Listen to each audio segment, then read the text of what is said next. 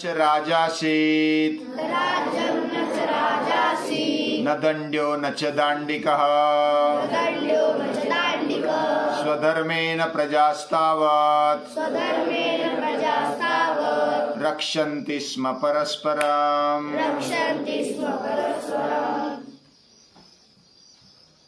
मित्रावरुण के पुत्र महर्षि वशिष्ठ, बचपन से ही उनका जीवन कुछ विशेष मालूम पड़ता है। उन्होंने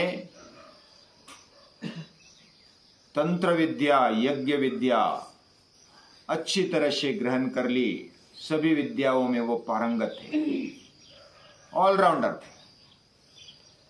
और केवल ऑलराउंडर ही नहीं, मास्टर ऑफ एवरीथिंग। जो भी चीज इस दुनिया में है उन सभी में मास्टर, ऑलराउंडर भी कह सकते हो। अष्टपैलुत्व उनमें था। और इस प्रकार वो हरेक कृति के बारे में, हरेक पद्धति के बारे में वो सोचते थे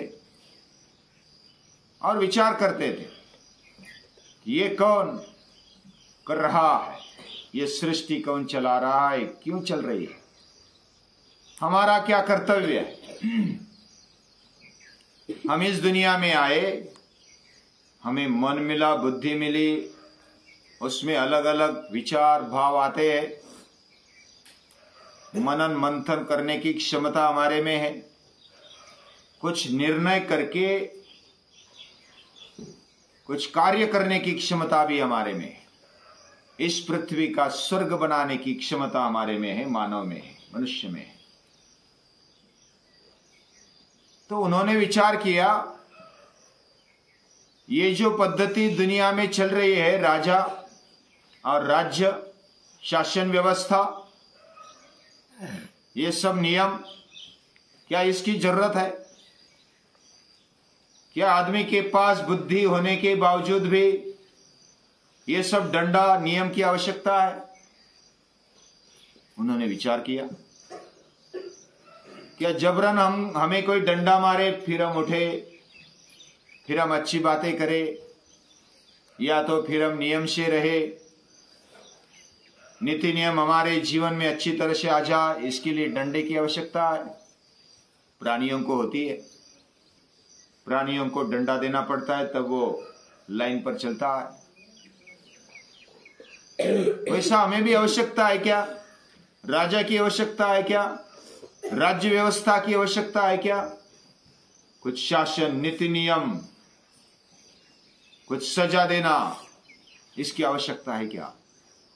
ये वो विचार करते गए। वशिष्ठ और अरुंधति के साथ उन्होंने फिर एक प्रयोग किया कि हर कोई बुद्धिमान है, each one is potentially divine, हर में कुछ ना कुछ विशेषता है और हर एक अपना कर्तव्य कर्म अच्छी तरह से निभा सकता है। तो ये राजा की, राज्य की, शासन की, दंड की, नियम की, सजा की कोई आवश्यकता नहीं है। लेकिन हर एक में ये वृत्ति जगानी पड़ेगी। आलस्य या तो जो भी नकारात्मकता है, प्रमाद है, वो निकालना पड़ेगा। लेकिन ये इतनी आसान बात है क्या? वैसा अगर निश्चय किया, दृढ़ निश्चय किया, तो ये आसान भी है, और दृढ़ निश्चय नहीं किया तो ये बहुत कठिन है। हम अपने जीवन में क्या हम ऐसा सोच सकते हैं कि बिना कोई दंड के, बिना कोई नियम के, या तो बिना कोई सजा के, क्या हम आदर्श जीवन जी सकते हैं? साथ में मिलकर रह सकते हैं? क्या समझदारी से हम रह सकते हैं? तो उन्होंने प्रयोग किया और उसमें वो सक्सेस हो गए। बहुत सालों तक उन्होंने मेहनत की, हर एक में ये वृत्ति जगाई कि तू कर सकता है, हो सकता है। हाँ, तेरे में बाहुबल है, तेरे में शक्ति है, तेरे में बुद्धि है, तेरे में हृदय है, प्रेम है। इसका सही उपयोग करके हम ऐसा रह सकते हैं और ऐसा रहने वाला समाज, पूरा समाज निर्माण किया है, पूरा राज्य निर्माण किया है। और इस राज्य को उन्होंने बोला शासनाभाववाद, कोई शासन नहीं, उसका अभाव, सेल्फ गवर्न्ड सोसाइटी। समाज कैसा? अपने आप ही वो चलता है, अपने आप शासित होता है, दूसरों को बताने की आवश्यकता नहीं। वैसे जापान में आजकल देखने को मिलता है। जापान में जो भी अपनी ड्यूटी करता है समय पर पहुंचता है। समझो कि ट्रेन लेट हो गई या तो कुछ तकलीफ आ गई रास्ते में और लेट हो गए, तो जितने लेट हो गए उतना ज्यादा रुकते और वो काम कर लेते। फिर कोई चोरी नहीं। 8 घंटा काम करना है तो पूरा 8 घंटा काम करना।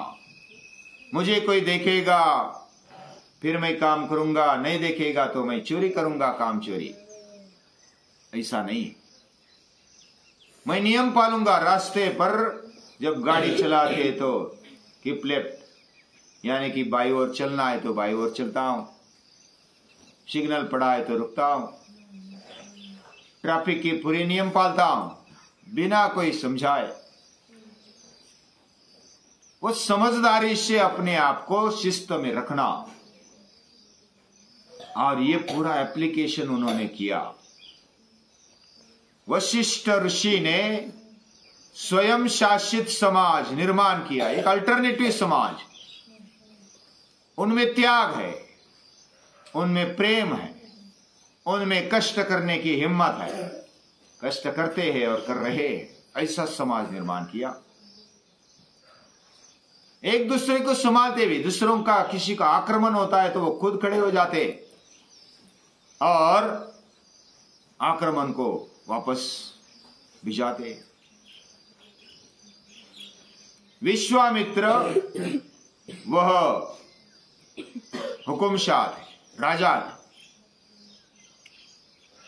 और उनकी जो व्यवस्था थी वह राजाधिष्ठित, शासनाधिष्ठित ऐसी व्यवस्था थी। और उनको लगा कि यह राज्य बहुत अच्छा चल रहा है, बिना कोई राजा है, कोई राजा नहीं है, कोई शासन नहीं, कोई दंड नहीं है, फिर भी अच्छा चल रहा है, और इनका कोई वाली नहीं है तो हम इनको शामिल कर ले। राज्य बढ़ाने की इच्छा तो सभी को होती है ना। तो विश्वामित्र भी ऐसा सोचने लगे और उन्होंने आक्रमण कर दिया। तो कहानी ऐसी है कि वशिष्ठ के पास कामधेनु थी, कामधेनु की पुत्री नंदिनी,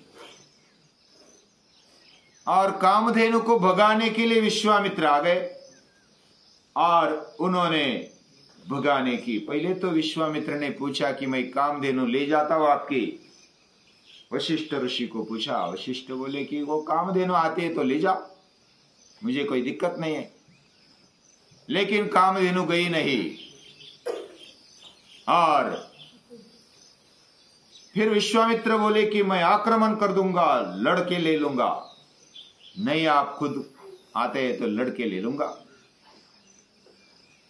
तो ऋषि वशिष्ठ कामधेनु को बोलते हैं कि तू तेरा संरक्षण करना है, मैं तो नहीं करूंगा। तो ऐसा बोलते हैं। कामधेनु ने पूंछ पटकी और उसमें से सैनिक खड़े हो गए और वो लड़ने लगे और विश्वामित्र को पराभूत कर दिया। ऐसा एक बार नहीं, 2 बार नहीं, बहुत बार उनको पराभूत होना पड़ा है। और पहली बार में जब आए थे तब इतना आगत स्वागत किया था, कुछ व्यवस्था दिखाई देती नहीं थी, और लाखों सैन्यों के साथ विश्वामित्र आए थे और विश्वामित्र का स्वागत करना था। तो ऋषि वशिष्ठ ने बोला कि इनको भोजन खिलाना है। तो बहुत ही कम समय में अच्छा सा पकवान बनाकर सभी को भोजन खिलाया। 1-1.5 घंटे में, 2 घंटे में सभी को भोजन हो गया। अरे बाप रे, ये तो कोई व्यवस्था नहीं, कोई नीति नियम नहीं, कोई शासन नहीं, फिर भी ये हो रहा है, कैसे हो गया हो? तो ये देखकर वो अचरज में पड़ गए कि ये कैसी व्यवस्था है, ऐसी व्यवस्था मुझे चाहिए। और फिर झगड़ने लगी। ये कोई झगड़ा ऐसा केवल युद्ध का झगड़ा नहीं था, ये वैचारिक झगड़ा। विश्वामित्र भी राजा होने पर भी वो राजर्षि है, और वशिष्ठ ऋषि होने पर भी वो ब्रह्मर्षि है। उन्होंने वैचारिक प्रयोग किए, भावनिक प्रयोग किए। ऐसे प्रयोग करते हुए उन्होंने स्वयं शासित प्रजा निर्माण की। और लास्ट में न राज्यम न च राजाशित न दंड्यो न च दांडिका, कोई राज्य नहीं, कोई राजा नहीं, कोई दंड नहीं, कोई दांडिक नहीं, देने वाला नहीं, कोई शासन सजा करने वाला नहीं। फिर भी स्वधर्मेन न प्रजास्तावत, आदर्श राज्य निर्माण किया है। स्वधर्म पालकर, स्वकर्तव्य समझकर, बहुत ही समझबूझ से राज्य चलता था। और रक्षन्ति स्म परस्परम, एक दूसरे का रक्षण करते थे, अपना पूरा संभालते थे राज्य। लेकिन जब बार बार आक्रमण होता है, कोई ऐसा राज्य है कि बार बार आक्रमण होता है, कोई राजा नहीं, कोई दंड नहीं, नीति नियम नहीं है, तो सहना पड़ता है। डिस्टर्बेंस आता है, अस्वस्थता आ जाती है। कोई ऐसा आक्रमण करता है तो कुछ ना कुछ व्यवस्था चाहिए। फिर अपने की हुई मेहनत, की हुई पद्धति, वशिष्ठ ऋषि मनन मंथन से, चिंतन से वो बदल डालते बाद में।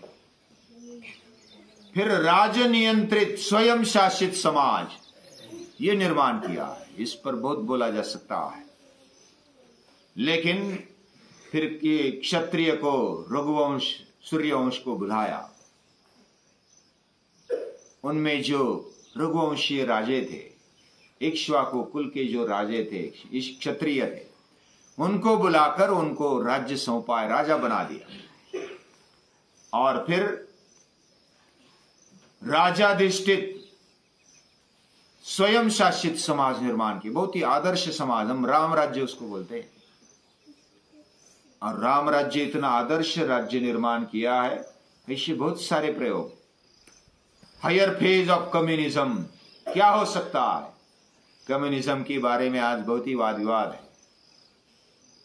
लेकिन सही साम्यवाद क्या होना चाहिए, कैसे होना चाहिए, उसका हायर फेज कैसा होता है, इसका अभ्यास करने जैसा है। और ऋषि वशिष्ठ ये साधारण व्यक्ति नहीं थे। वो भिक्षु की मांगने वाले या तो पंचांग देखने वाले ब्राह्मण नहीं थे। उन्होंने ऐसा दैवी काम किया। इंद्र और आदि देव भी उनको, उनके साथ रहना चाहते थे, मैत्री करना चाहते थे, उनसे अपॉइंटमेंट लेना चाहते थे। ये कैसा करते हैं, कैसी व्यवस्था करते हैं, कैसा सुचारू रूप से शासन कर रहे हैं। इस प्रकार उनका चरित्र ये बहुत ही अलौकिक है। उन्होंने जो भी जीवन जिया, जो भी समाज व्यवस्था निर्माण की, हमें चार लोगों का संभालने में भी कठिन होता है। चार लोग अगर इकट्ठा कोई लीडिंग करना है तो करके देखो। इधर हम प्रैक्टिस करते, जिम्मेदारी लेते, झगड़ा होता है तो फिर क्रोधित हो जाते।